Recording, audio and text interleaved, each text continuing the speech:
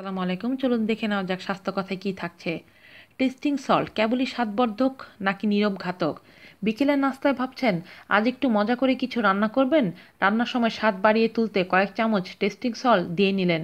রান্না শেষে পরিবারের সবাই মিলে খেলেন বেশ মজা করে, কিন্তু আপনি হয়তো জানেনই না প্রিয় মানুষগুলোর স্বাস্থ্যের কতখানি ক্ষতি করে বসলেন।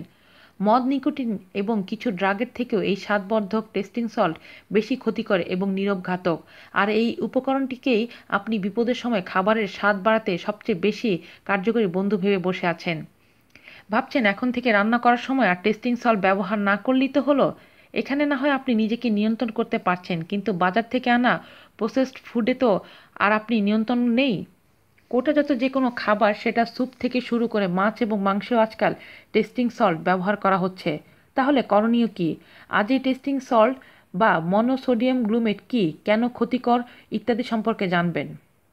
প্রথমেই জেনে নেওয়া যাক টেস্টিং সল্ট বা মনোসোডিয়াম গ্লুমেট আসলে কি। 1908 সালের দিকে কিকুনাই ইকেডা নামে একজন জাপানি সি উইডে থাকা এমন একটি উপাদান আবিষ্কার করেন যা কিনা খাবার থেকে তার স্বাদ বের করে আনতে এবং মুখরোচক করে তুলতে সাহায্য করে। এই উপাদানটি হলো মনোসোডিয়াম গ্লুমেট, আমরা যাকে টেস্টিং সল্ট হিসেবে জানি। সায়েন্টিফিক্যালি টেস্টিং সল্ট বললে আসলে কিছু নেই। মনোসোডিয়াম যেসব উপাদানে গঠিত সেগুলো হলো সোডিয়াম, গ্লুমেট এবং অ্যামিনো অ্যাসিড।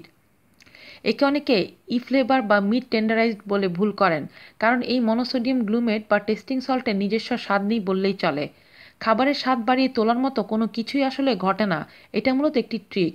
যে স্বাদটা আপনার মধ্যে তৃপ্তির অনুভূতি যোগায় সেটা আসলে গ্লুমেটের ফ্লেভার।